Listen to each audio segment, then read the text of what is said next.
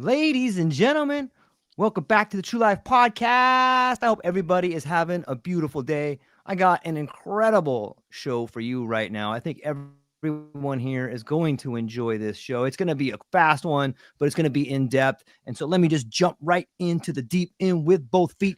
Imagine a world where the boundaries of human experience and existence are stretched beyond what we once deemed immovable. A world where mortality itself becomes negotiable. Joining us today is Zoltan Istvan, a modern-day voyager whose life and work echo the cosmic curiosity of Arthur C. Clarke, the systemic ingenuity of Buckminster Fuller, the metaphysical introspections of Schopenhauer, the fearless scope of Frank Herbert's worlds, and the reality-bending visions of Philip K. Dick. At 21, Zoltan set sail alone to explore the globe, carrying with him a library filled with the ideas of philosophers and futurists who, like him, refused to settle for the known. He has since journeyed through war zones, pioneered extreme sports, and founded the Transhumanist Party, all in pursuit of a human potential that defies the limits of flesh, mortality, and time. In the Transhumanist Wager, Zoltan presents a radical vision of a future where science and technology drive us toward immortality. His quest stands at the edge of the unknown, beckoning us to consider whether we are ready to confront not only the limits of the body, but also the limits of the psyche.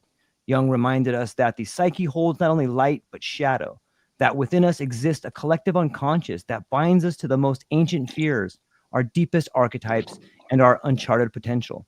For Zoltan, does this transhumanist dream risk, as Jung warned, cutting us off from the shadowy depths that make us human, severing us from the ancient truths with lie within, or does this dream embody Fuller's vision of humanity as designer, consciously evolving to face, even integrate these shadows in a new epoch of awareness? Zoltan, thank you so much for being here today. I hope you're having a beautiful day. How are you? I'm doing good. Thanks so much for having me. Fantastic. I know our time is limited, so I'm going to jump right in here. Here's a kind of questions that I've narrowed down here. If, as Schopenhauer suggested, the world we experience is but a representation shaped by our will, what happens to will itself in a future where technology may extend life indefinitely and reshape consciousness? Well, I think will is a very challenging question. The real question is, does will even exist? And of course, I'm just finishing my graduate degree at University of Oxford in the philosophy department, and we could go have an entire podcast and maybe 24 hours just on that topic alone. But let's just say, for argument's sake, that it does exist, that we are in control of our destiny. We are sailing our own ship.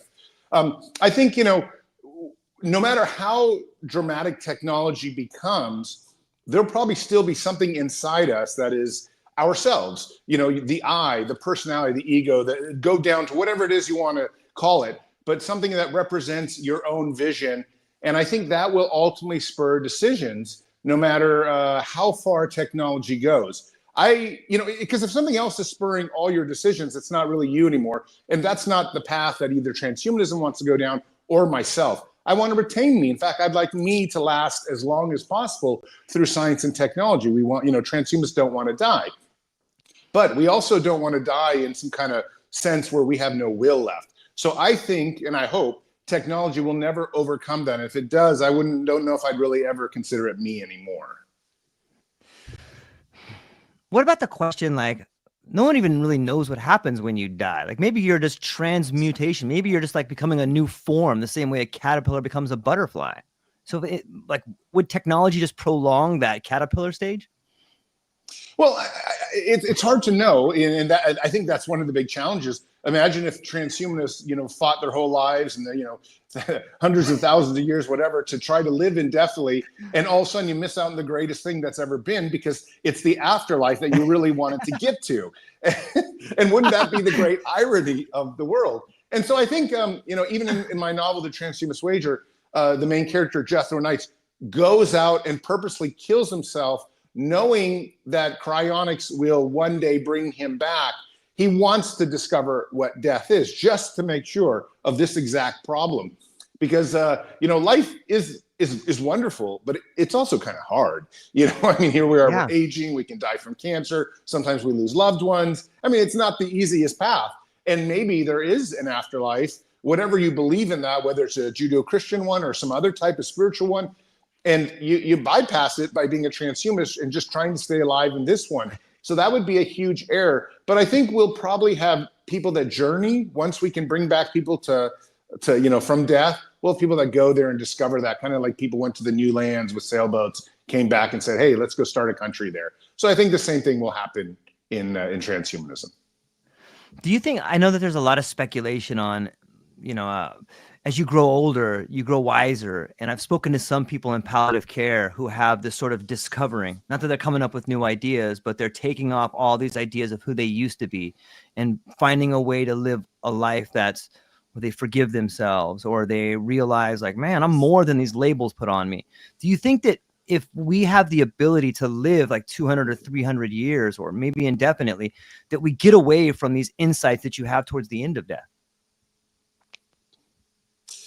Yeah, I mean, I think a huge amount changes if you know you can live indefinitely. I think first off, number one is that you would be a lot less afraid to do new things. You'd probably paraglide and jump out of airplanes and surf 500-foot waves. I mean, if you knew that there was a technology or some type of way of always bringing you back, there's a couple of great science fiction movies out there on these ideas, then you would live a much more adventurous life. But at the same time, I think there's much more than just how you'd live is the philosophical approach to it. I think if you philosophically knew that you weren't going to die for hundreds of years or maybe or indefinitely, you might approach it differently. You might not have children. You might not necessarily want to dedicate your life to a 9-to-5 job in the beginning, starting from age 22 and up, or 18 and up in some cases, whatever. I mean, that might suck. So you might want to say, I want to travel the world. I want to go, and if there's space travel, I want to go out to space and all these things that might be here in the future. So I think, it would fundamentally change our philosophical outlook on life, especially in terms of family. I have 2 daughters, but the idea of being responsible for my 2 daughters for thousands and thousands of years, well, of course I want to do that. That's a much bigger responsibility than just till they're 18 and a little bit after. I mean, there's just these ideas that would challenge it if you could live indefinitely. And I think it's a very interesting philosophical world to consider on its own. A number of PhDs have been written on it recently, because we're starting to get to that point when maybe in the next 15, 20, 30 years, this could be a real possibility, and it will change society. Yeah, sometimes I often wonder, like, it seems to me there's this race between like biology and technology. Like on some level, it seems like maybe biology, like nootropics, or maybe like biology, if we figure it out, has the way in which we can live a better life longer. But sometimes technology might have that answer. Are these two competing forces? Or are these forces working together? So that's a fantastic question. It's really hard to know the answer to that. We used to think, transhumanists, that it was, probably technology would be the way that we would live indefinitely, through AI and things like that. But the problem is, now that AI and ChatGPT is here, we're all a little bit scared. I'm just not ready to put my mind into a machine and say it's Zoltan. I'd much rather have stem cells and genetic editing and something like that kind of takes me back to when I was not 51, but maybe 40 or something like that, and retain exactly who I am. So the idea of uploading, which was a huge way of thinking about immortality for many futurists and transhumanists for a long time, has taken a step back now that we're actually into the AI age, and we've seen how scary AI can be. I mean, the idea that you can just go on to ChatGPT and say, print me out a 80,000 word PhD on transhumanism, and it's excellent, perhaps better than I could write. This is scary stuff. And that's just this year. This thing is growing like, thousands of percent, every year. So it could be dramatically smarter than this in just a few years. And whether I want to take my brain, which is complex, but maybe not nearly as complex as an AI brain is going to be, and merge those, who knows? I might just get left behind. The AI may say, wow, your flesh, your biology is feeble. So right now, there seems to be a push from many people in the transhumanist community and life extension community to say what we actually are after is immortality in our flesh. Now, it doesn't mean we're not going to look at technological ways of living indefinitely. I certainly like the idea of being, having my mind connected to AI and maybe increasing my IQ to 1,000,000 points instead of the, 100 or whatever it is. So I think that I embrace that, but it's also scary. And so I think there's been a pushback against technological immortality, much more rather, let's just be biological human beings and see how far we can go. It's really well said. It makes me think about, when I think about science, it kind of gives me the sort of relationship between science and spirituality on some level. And those two things are coming together. Like what's your take on spirituality? Well, spirituality is kind of what somebody makes of it. So, while I'm a non-religious person, quite secular, I do think spirituality is often, in my opinion, the farthest reaches of what technology is that we can comprehend. So, for example, in transhumanism, one of the great concepts is called the singularity. The singularity is when all machine intelligence AIs become so smart that our brains can no longer even understand how smart they are. And, some people say that the singularity could be here in as quick as 10, 20 years. So spirituality to me would then be the singularity because it's way beyond my comprehension. So I think spirituality is something that tends to be, at least to transhumanists, on the very frontiers of where science and technology are, but we don't necessarily understand. Now, I understand, maybe my wife or something has a very different interpretation of it. For her, spirituality might be something that in the here and now, how my biological body deals with, my life, happiness, kindness towards others. But I tend to think of, anything spirituality oriented as something that I just don't understand, something a bit, mystical and majestic. Mystical and majestic. Those are beautiful words, and they do describe the ineffable. And I can't help, sometimes when I think of the singularity, I think of like a hardcore psychedelic trip when you touch upon this idea that is ineffable. Like you can see it, you can almost smell it, and you can almost touch it. And maybe for a moment you can touch it, but you can't bring it back with you. What's your take on on our ability to, what is your take on awareness? It seems that as we grow more wiser, or we have a relationship with technology, we become more aware of the world around us. Like, do you think that we're having an evolving awareness, and transhumanism and biology are all part of that?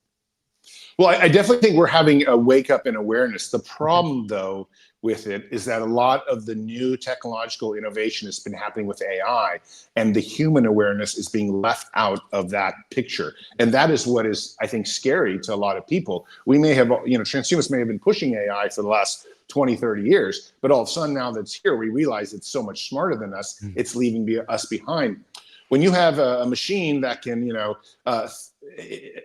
it's not necessarily thinking yet, but I mean, some of my, some of the phone calls I'm getting are telling me in Silicon Valley, they're starting to play with AGI, which is artificial general intelligence, an AI that's as smart as humans. And of course, if you look at just the timeline of AI, it's just exploding upwards in a J curve. And so it's really only 5 to 10 years out that it might be way smarter than us. So when you talk about having 5 bodily senses like the human being does, or you're talking about having 100 billion neurons like our brains have, AI is going to have dramatically more than that. It might have 1 million senses. It might have, trillions and trillions upon trillions connections that it's able to compute in a single second, making our sense of awareness almost comparable to like an ant or maybe a golden retriever puppy. And this is one of the big dangers, is that human awareness is changing because of technology, but I don't think our brains have fundamentally changed in an evolutionary way very much in the last 100,000 or maybe, I guess, 20,000 years. But the technology we've created, the intelligence that it is starting to understand, is changing. And so our real goal to achieve new types of awareness is we have to somehow make that jump into that technological age where our brains can also be part of that, insane processing power that the AI intelligence is very soon to discover. Now, again, as we mentioned earlier, that's scary and dangerous. But if we're talking about explorers of awareness, that's where I want to be, because I want to have more than 5 human senses. I want to have 1 million if that's what it's going to take to really feel the universe, to understand the universe. Yeah. And it's interesting to think about like a computer or AI that it thinks so quickly. I think it probably is not the right word, but is able to process so quickly.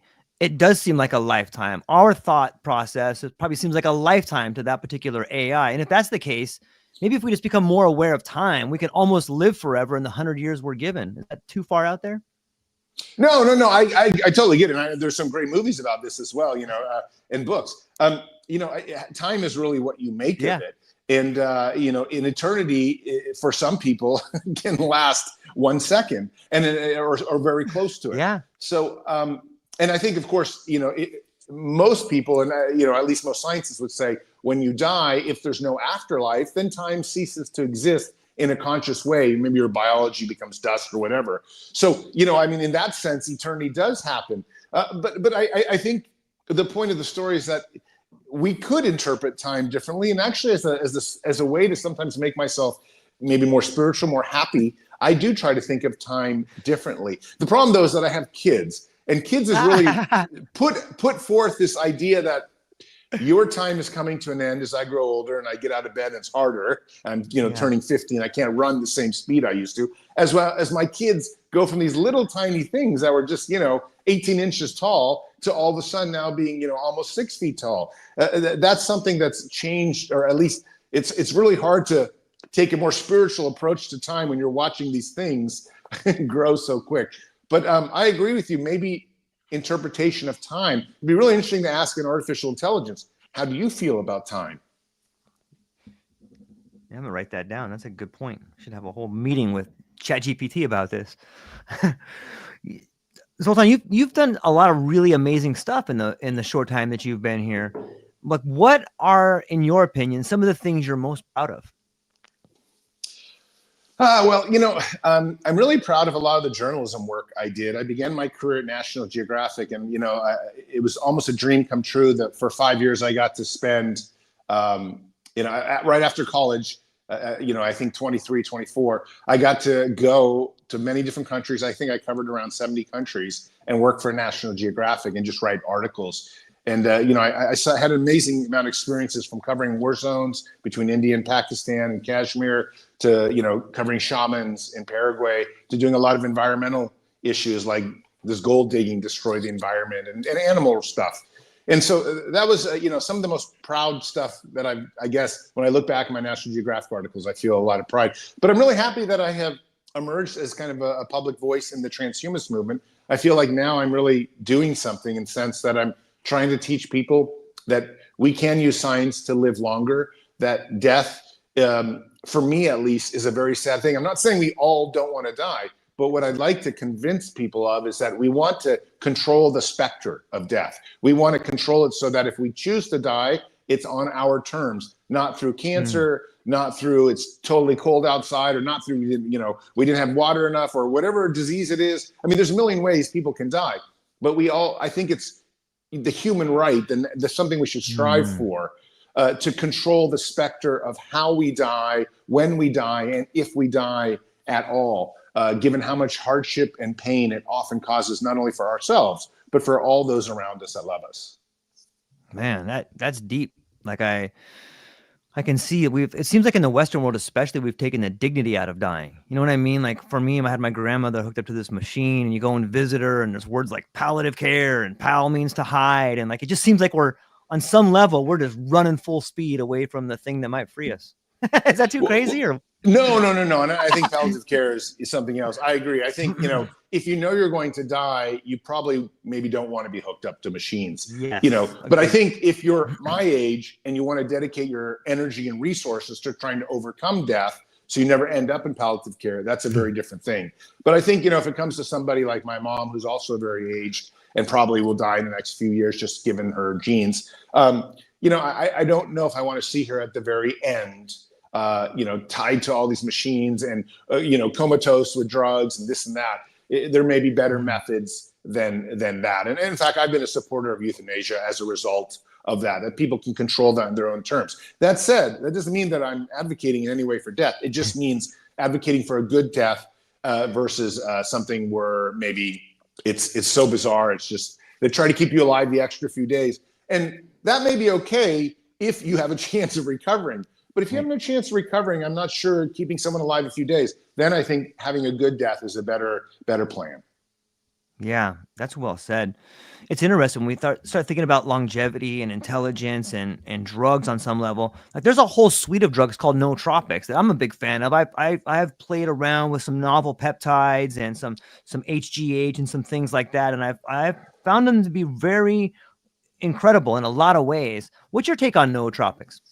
Well, yeah. So I deal with nootropics quite a bit because here I'm actually sitting in my winery in Napa Valley at the moment. Been doing a lot of construction. We're trying to be one of the very first people that create a transhuman wine that Nice. is embedded with nootropics, and basically you you get a little bit smarter from drinking the red wine and maybe white wine eventually too. We've had some limited success on these ideas. I have some friends with PhDs from Berkeley, and they had been giving me some stuff that we've been trying to make these concoctions. I think the more drugs you take, the at least experiment with, the better. And I've been a big proponent of psychedelics, a big proponent of Yeah. nootropics. I mean, that's what transhumanism is. It's not just technology. It's really anything Right. from the natural world that can enhance your life. We're really about enhancement. It doesn't matter what Yeah. form it comes in. And we just want to make the human being live better, live longer, happier, and just be a stronger entity. And if that is drugs, that's fantastic. And so I've been a big proponent of trying to do that. And here I am in Napa Valley at the moment trying to do that with my own wine. That sounds amazing to me. Like I don't want to let the genie out of the bottle or give away the secret sauce, but does the alcohol does is the alcohol pose a problem to break down those drugs, or how does that work? So the problem we've had is that the taste is changing. So you take Mm, a pretty good tasting wine and make it a little bit funny. And mm. so that's been the challenge. And the bigger challenge is that it takes sometimes months to discover this stuff because you kind of have to wait for it to be bottled and this and that. And we're a very small operation. At this point, it's not even commercial. It's really just trying to get it. Okay, we have a commercial operation in Argentina, but it doesn't make money. It's like, so it takes a long time. And it's not just for us nootropics to make you smarter. We're actually trying to put different types of drugs in, more, that might make you live better, make you live longer. Other people are doing this too. They've had marijuana infused wine and various infused types of things. So it's a huge new market. And I think you were having a lot of fun with it. But imagine if you could get a little tipsy on wine and still be able to drive just as successfully or take a math test. And that's been one of our goals, is to have those best of both worlds.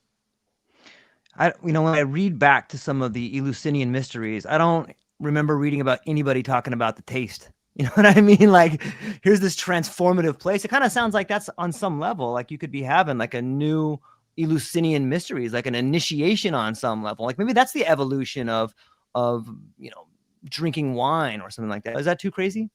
No. I mean, this kind of goes back to some of the National Geographic stories I Yeah. did with shamans, where you go on a journey, and you have to go on a journey. You have to have a Yeah. pilgrimage, and if the pilgrimage is where you reach your adulthood life, or so, no, it doesn't have to be adulthood. It just has to be a revelation of some sort where you evolve into a stronger being.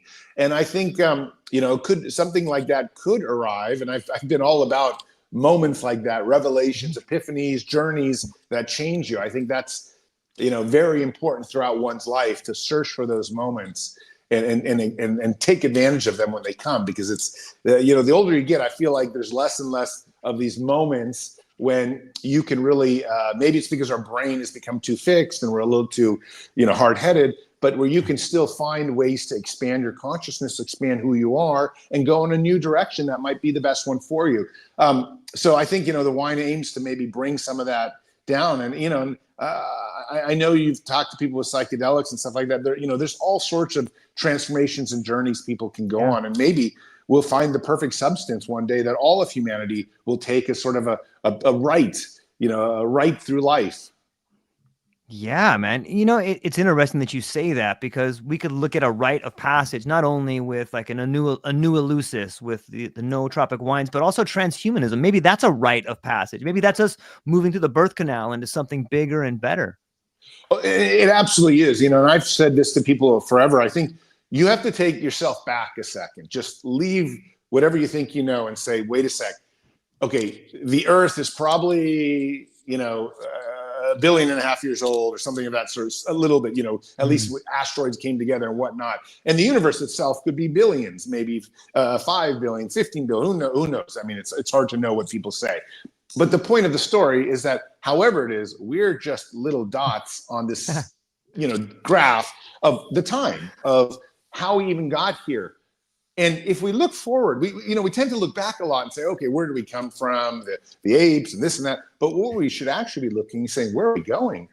And people often say, oh, we're going to become artificial intelligence. But they forget that artificial intelligence is probably just a 10 or 15-year process. After that becomes something completely different. And I've termed this in an article for The Guardian called The Omnipotism, where we eventually become probably fragmented pieces of consciousness that just float around the universe. We are a part of the universe that is conscious. Maybe the universe itself is a way of being conscious. We just have never understood it because, as we talked about earlier, our brains only have 100 billion neurons. It's not enough to figure out what's really going on. But, there are some big ideas. But what I definitely would say is that transhumanism is just a small segment where we leave the biological flesh, or at least we leave this human biological flesh behind to become something much grander. And I think that's the journey that I really am excited about and want to be on, because I don't want to get left behind. I want to be here to say, wow, I can't believe that happened to us as a species.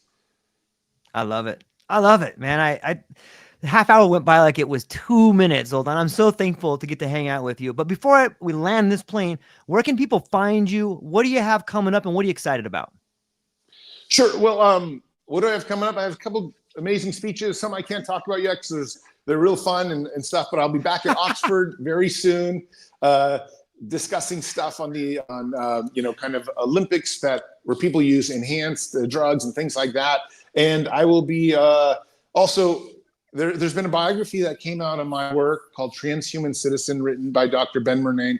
Thankfully, it's won a few awards. So we have a big speech next May in New York City as we accept an award for best biography for that. And I worked with this author. The author himself has a kind of a genetic disease where he's terminal. He's kind of been dying his whole life and will probably die very early as a result. But he wrote a book on my life extension work. So we have this very interesting dynamic juxtaposition between Ben and I, and that comes out in the biography Transhuman Citizen, Zoltan Istvan's Hunt for Immortality. So I'm dealing a lot with that book at the moment. And, if you just want to go to my website, zoltanistvan.com, that's where a lot of my stuff is, where you can just Google. There've been a lot of fun interviews, that I've done throughout the years. But I think the big question everyone's been asking is, do I have any political ambitions at the moment? And the idea, since I did run for president a few times, right now I don't have anything in the works, but it's always on my mind as I'm looking at the field and seeing what's happened. But, I run as a science candidate. I run entirely on the scientific method and transhumanism and getting people to live a lot better and longer. That's my main thing. I'm not into the other political side of things. It's really well said. And I thank you for being here today. I can't wait to learn more. Check out these books. And with anybody within the sound of our voice, please go down to the show notes, check out what Zoltan has, check out his website, check out these new books, reach out to him. He's got a million awesome things in the pipeline. So hang on briefly afterwards, Zoltan. But to everybody within the sound of my voice, I hope you have a beautiful day. And that's all we got, ladies and gentlemen. Aloha.